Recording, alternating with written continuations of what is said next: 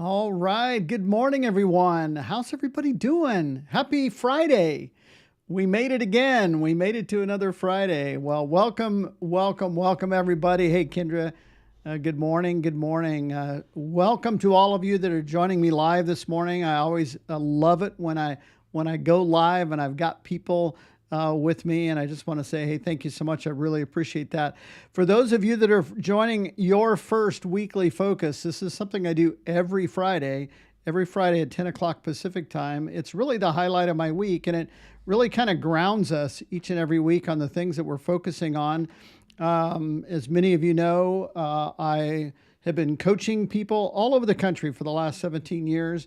Blanche, who is with us this morning, Blanche actually was one of those that inspired me in the very, very beginning of my health journey. And I've made it my mission to focus on staying healthy myself and then turning around and helping other people. So every Friday, we're gonna drill down and we're gonna focus on a little aspect of health to help you incorporate new habits so that these habits become part of what you do each and every day.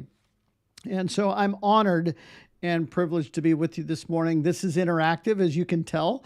I have the ability, so if you put in the comment, I have the ability to bring your comment on screen and we can share that back and forth. So make sure wherever you can, you're very active in this group because I want to make sure that we are communicating back and forth, that I'm answering questions, and I'm really addressing some of the concerns that many of you may have. So we've been doing a series. So this is week 7 in our series on your weekly focus. And we have been focusing around kind of the cycle of health and kind of the macro habits of being healthy, controlling and managing a healthy weight, eating and proper hydration, certainly habits of movement and physical activity, sleep, which is our topic today. Last week, we actually kind of skipped over sleep. So I wanted to make sure that I came back to it because it's so critical to long-term health. And so we talked last week a lot about kind of the healthy mind aspect and managing stress and being able to react in a way that helps us defuse a very volatile situation. It helps us create a safe environment to live in and work in, and so it's again, stress management is so important. But today we're going to talk about the habits of healthy sleep, and let's just jump right into it. And if you have any comments or questions, please make sure while I'm kind of going through my material today, drop in any comments, ideas, or suggestions. And by the way, if you are watching this in replay, remember, still put in the comments because I interact with every comment and every person, both on Facebook and over on YouTube. So right now we're broadcasting live in my YouTube channel. Make sure you subscribe so you get notified anytime that I go live. And then also over in the Facebook event page where many of you, in fact, I think most of you this morning are coming in through Facebook. So again, welcome and congratulations for taking the time to be here this morning. So let's talk a little bit about why sleep is so important. So I know on a lot of the times when I'm speaking on the topic of sleep, I use the term rejuvenate and recuperate. Excuse me, I got to rejuvenate my voice. You can take a little sip of water here. So when I often talk about sleep, I talk about rejuvenation and recuperation because I think those two things are so vital because our body needs sleep so that it can recuperate from the physical stresses of the day. So many of you are physically active in either a job or career or in the gym or have physical activities like pickleball. And so your body needs time to recuperate and to kind of, get those muscles kind of loosened back up and help your body respond to the fact that you've been physically active. Actually, much of the muscle building activity happens during the sleep. When we physically are active, we generally break down or tear down the muscles and the body needs to repair that muscle. Well, that repair happens at night or happens during your sleeping periods, whether you're sleeping a day or sleeping at night, but it's so critical. So sleep is such an important aspect. It also strengthens your immune system. So, right, we all know that when we're tired and run down, and we've not been getting very much sleep, we are susceptible to what? Getting sick, getting a cold, feeling run down, and that's your immune system trying to fight the fact that you haven't had enough sleep and you've caught in a cold, a bacteria, a virus, and your body's trying to battle back, but it can't battle back if it doesn't get enough rest. See how important this is? Also, your brain needs time to process. So during your sleeping hours, your brain goes into what I call, back in the old computer days where we used to defrag our computer. And well, that meant we were just kind of rearranging things on the hard drive and putting it in a very organized fashion so that later on we could recall that information a little bit easier. Well, your brain is basically a supercomputer. And so it needs time to defrag. It needs time to rearrange those memories from the day, to process those thoughts, put them in an organized thought process so that later on you can recall them. So many people that struggle with memory and memory-related issues, it's simply because they've deprived their body of the sleep that it needs. The body and the brain hasn't had time to recover and to recuperate. And then sleep. Oh man, sleep has so much impact on your hormone balance to regulate those hormones, which control appetite suppression, metabolism, managing stress. So all of those tend to be kind of a hormone response, and sleep is critical to regulating and balance hormones.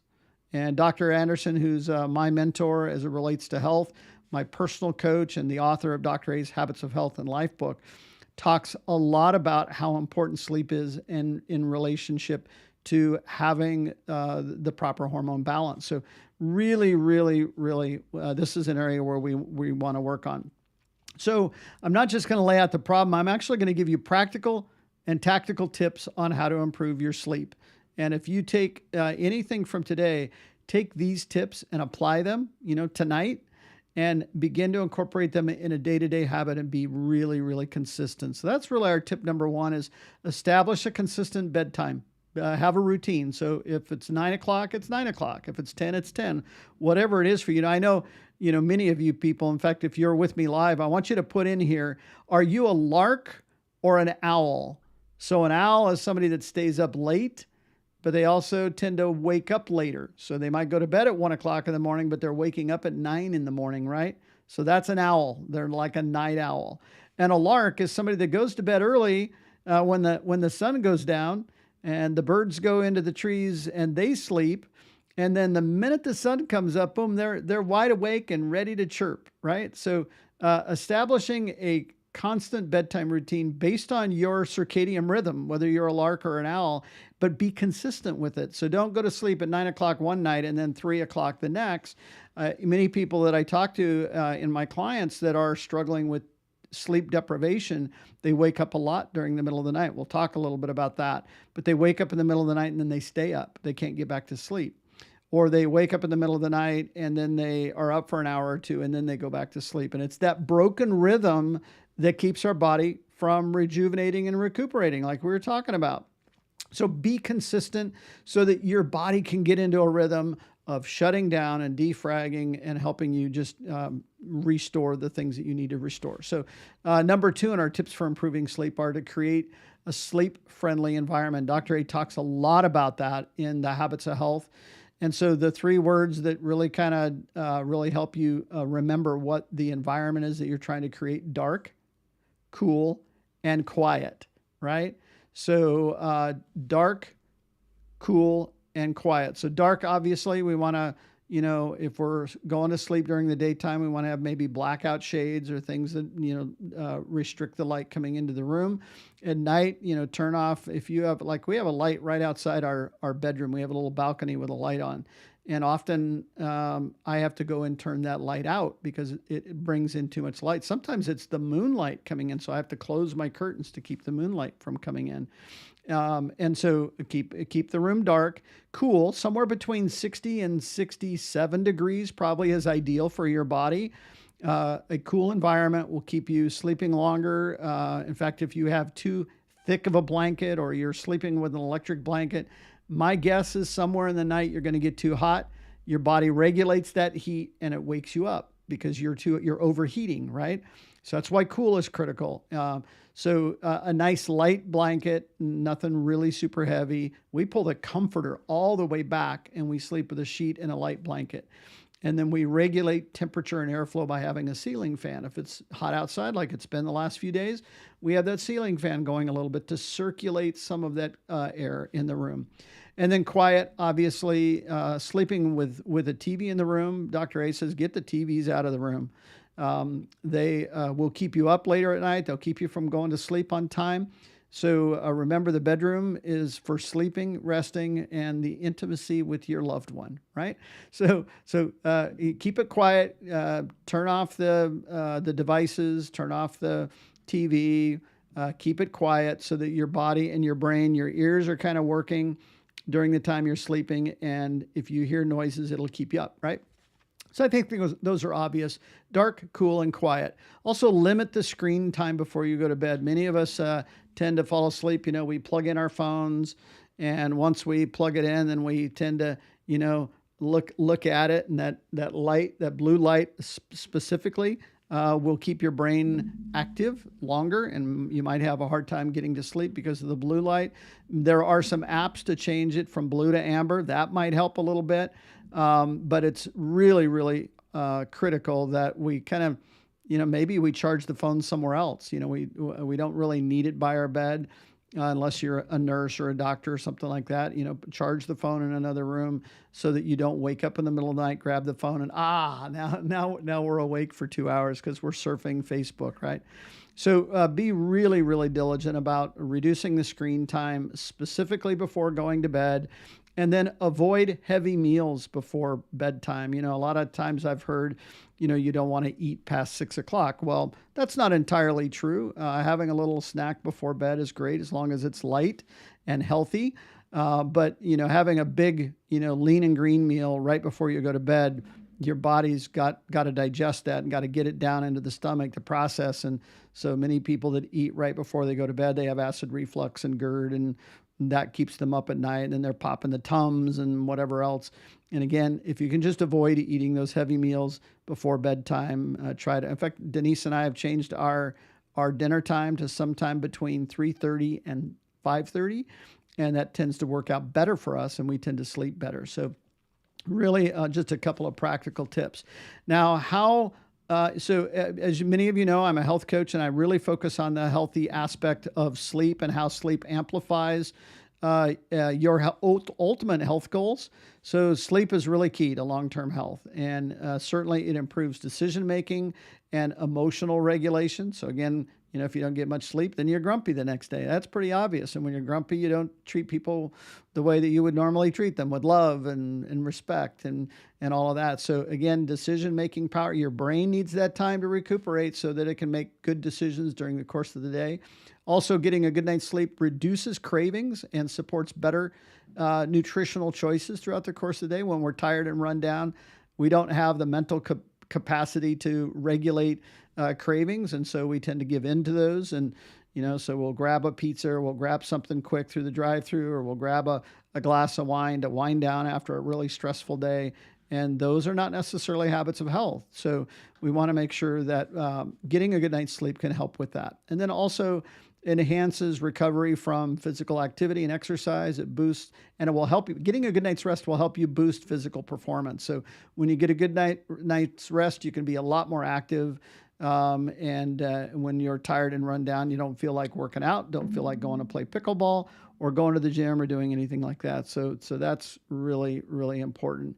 And then, so I'm going to give you a couple of, again, this is kind of the homework for the week, is really putting all of this into motion. So I think we understand why it's so critical. We need to make it a priority. And so that's really number one, is really develop a consistent sleep schedule and stick to it. So set an appointment on your phone to remind you that it's time to go to bed, and stick to that schedule. We've been talking about screen time, so reduce that within an hour of going to bed. Shut that phone off, get it on the charger, and don't look at it, right? Create that sleep environment. Remember, dark, cool, and quiet.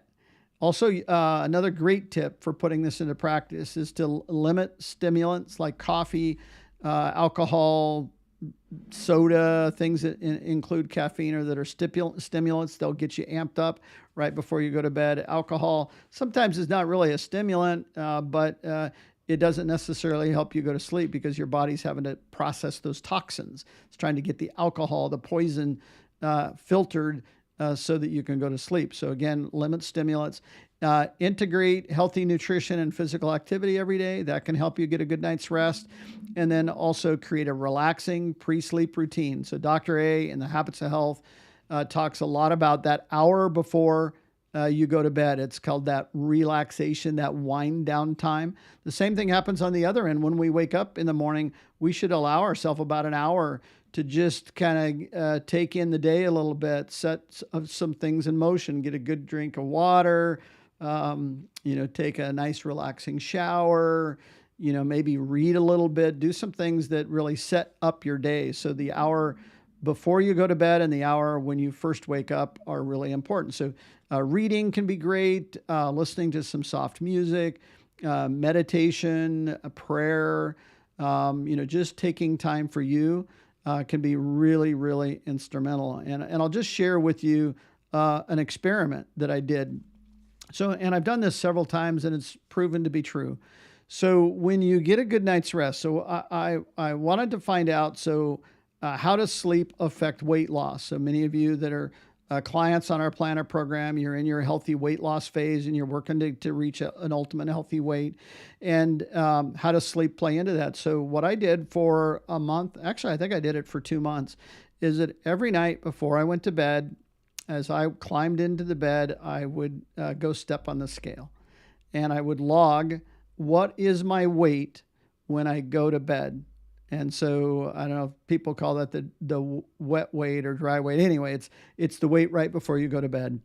And then I would get a good night's sleep or try to. And then in the morning, I would get up in the morning, go to the restroom, step on the scale and log it. All right. And so what I found was over a 2-month period of time and it happened almost every time. If I got less than 7 hours sleep, okay, what would happen is I would not lose any weight between going to bed and getting up in the morning. And but if I got more than 7 hours sleep, I would I'd actually lose weight. Sometimes as much as 2 pounds different between going to bed and waking up. So what I've really discovered is it's really important to get at least 7 hours sleep or more. I think as we get older, we need a little bit more. Certainly when we're younger, we need more. I mean, as a teenager, I think I used to sleep for 10, 11, 12 hours sometimes. For those of you that have teenagers or remember having teenagers in the house, they slept a lot and they ate a lot, right? And so it's because they needed that. They were in growth. Everything was in development at that stage of the game as we get older sometimes. But it's really, really critical from a health perspective to really develop these healthy habits. So I love it. And hopefully, we've provided some value to you today. And like I said, this is live. And thank you all for making some great comments and wishing me good morning. I always love it when we can interact. And so if you're with me live, make sure that you drop in your comments each and every day when we do our lives. There's Sherry. Sherry's in the house. And so when you can, make sure that you give comments.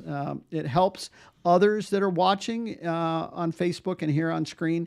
So interaction and going back and forth can be really valuable to adding some value, right? Because it's not just Russ talking, it's really a lot of people talking. So Sherry, I'm glad you've enjoyed the advice this morning because I think it's probably an area, when we think about overall health, we generally think about nutrition, we think about exercise, we might think about hydration, although that can be a struggle for some. I know we've talked about that.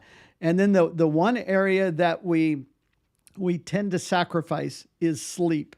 So if we've had a busy day and we got a busy day planned the next day, we give up sleep, and yet that's probably the thing we need the most, right?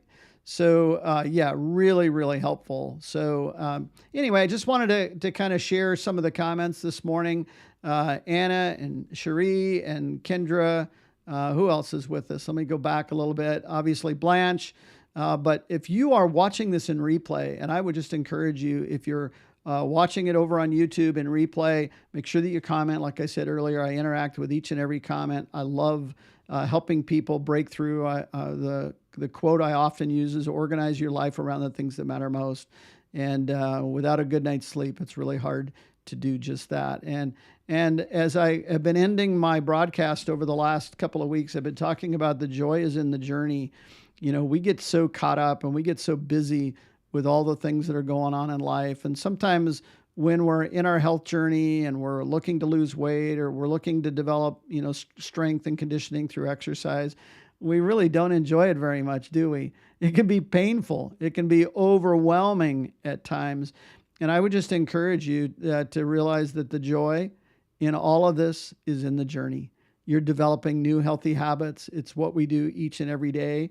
Whether it's a healthy habit or a bad habit, we're developing habits, right? The more consistent we are with something that we do, the more it becomes part of our daily routine. And it is our goal in the weekly focus to help you break concentration a little bit, help you think about something that's critically important to your overall long-term health.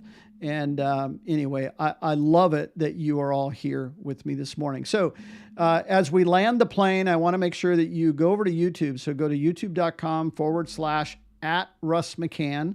You can probably just search Russ McCann in the YouTube search. But if you just go to youtube.com/@RussMcCann, make sure that you subscribe. I don't make money off my YouTube channel. That's not the reason I want you to subscribe. I want you to subscribe so that you get notified when I go live and when I have a new video posted. So make sure that you do that. Always love it when you can be part of my YouTube channel. By the way, there's a library. So this is week 7. So you can go back and listen to weeks 1 through 6, catch up. And then last year, or even the year before that, I think I did live every day for 30 days in the month of October or November. And all of those libraries are there. And you can get a peek into Denise and I's world. You can get some really helpful tips to help you be healthier. And so again, thank you so much for being a part of my life. I love it that we've provided value to you this morning. It's just set this as a rock in your schedule. Put an appointment to come and join me every Friday at 10 o'clock. I'll be here. You know where to find me on YouTube and over on Facebook. And with that, you guys go out and have an amazing weekend. And wherever you are, try to just spread a little extra joy. Remember, the joy is in the journey. Bye, everyone.